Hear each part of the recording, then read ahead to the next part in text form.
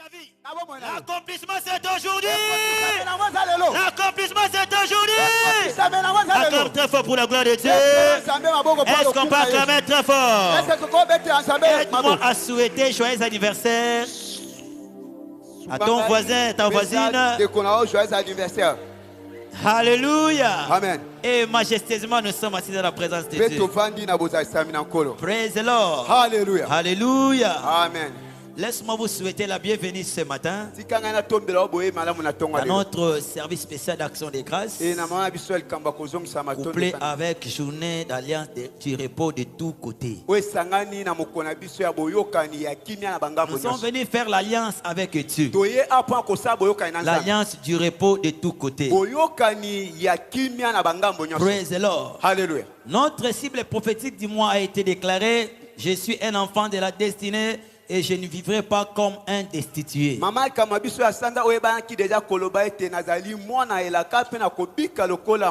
Je suis un enfant de la destinée et je ne vivrai pas comme un destitué. Cela est tiré dans Romains chapitre 8, verset 29 à 30. Ce qu'il a connu d'avance, il les a aussi prédestinés à être semblables à l'image de son fils, afin que son fils soit le premier-né entre plusieurs frères. Et ceux qu'il a prédestinés, il les a aussi appelés. Ceux qu'il a appelés, il les a aussi justifiés. Et ceux qu'il a justifiés, il les a aussi glorifiés. Praise the Lord. Est-ce qu'on peut acclamer la parole du Seigneur? Ce qu'il a connu d'avance, il les a prédestinés à être semblables à l'image de son fils, afin que son fils soit le premier-né entre plusieurs frères. Ce qu'il a prédestinés, il les a aussi appelés. Et ce qu'il a appelés, il les a aussi justifiés. Et ce qu'il a justifiés, il les a aussi glorifiés. Donc la finalité de ta vie, c'est la gloire. Malgré ce que tu vives aujourd'hui, malgré des situations contradictoires, ce que tu as expérimenté semble le contraire de la rédemption. Mais la Bible dit ceci: la finalité, c'est la gloire. Praise the Lord. Ta finalité, la finalité de ta vie, c'est la gloire. Praise the living God. Et notre thème de chaque dimanche, vers la maximisation de notre destinée glorieuse en Christ. Vers la maximisation de notre destinée glorieuse en Christ. Et ce matin, nous allons voir la partie 5. En Jésus, nous avons une destinée glorieuse. Et il y a des chemins que tu dois suivre pour que tu atteignes votre destinée glorieuse. Donc, personne n'est raté parmi nous. Personne est un fruit d'hasard. Tu n'es pas venu sur cette terre par ta propre volonté. Il y avait quelqu'un qui t'a envoyé sur la terre. Et c'est lui qui détient ta destinée entre ses sept mains. Donc ta destinée est entre la main du Seigneur. Peu importe la situation ou la circonstance, peu importe les temps que tu traverses, les temps difficiles que tu es en train de traverser, mais sachez-le, c'est lui qui t'a créé. C'est lui qui t'a formé. C'est lui qui détient ta destinée entre ses mains. Praise the living God. Voilà pourquoi il dit dans Jérémie chapitre 29 verset 11: car je connais les projets que j'ai formés sur vous, dit l'Éternel. Les projets de paix et non de malheur, afin de vous donner un avenir et de l'espérance. Alléluia. Dieu n'a aucun projet de malheur à ce qui te concerne. Donc, le projet de Dieu pour ta vie, c'est un projet de paix, un projet de bonheur. Donc si tu connais un projet de malheur dans ta vie, cela va prendre fin ce matin. Alléluia. Cela va arrêter ce matin. Il n'y aura que des projets de bonheur que tu commenceras à vivre toute ta vie au nom de Jésus. Alléluia. Donc, les projets que Dieu a formés pour toi, c'est les projets de bonheur. Alléluia. Donc, tu n'es pas dans le plan de malheur de Dieu. Donc, le plan de Dieu pour ta vie, c'est le plan de bonheur, le plan de paix et non de malheur. Alléluia. Amen. Même si tu rencontres les malheurs dans ton chemin, Même si tu racontes les malheurs dans ta vie, mais ça doit être imprégné dans ton cœur, dans ta tête, que Dieu a des projets de bonheur à ce qui me concerne. Alléluia. Il t'a créé pour le projet de bonheur. Donc, et non des malheurs. Donc, le projet de malheur est inégal dans ta vie. Praise the living God. Hallelujah. Alléluia. Amen. Voilà pourquoi j'utilisais d'abord la psaume pour que nous puissions continuer. David est en train de bien expliquer ça dans psaume 49, psaume chapitre 39, verset 14. Psaume 39, verset 16. Voilà.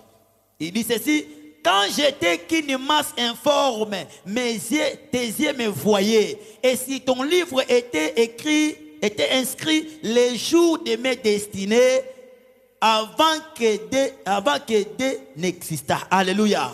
Quand tu étais qu'une masse informe, la Bible dit les yeux de l'Éternel te voyaient. Écoutez, peu importe l'endroit où tu habites, les yeux de Dieu sont sur toi. Alléluia. Il dit mes yeux te voyaient. Si ton livre était déjà inscrit les jours qui m'a été destiné. Donc, ce que tu vis aujourd'hui, c'était déjà dans les traces de Dieu. Dieu avait déjà tracé cela. Donc tout ce que tu es en train de traverser, c'est déjà écrit dans le livre du Seigneur. Et toi tu arriveras à ta destinée. Praise the Lord. Hallelujah. Alléluia. Alors notre destinée en Christ comprend des choses.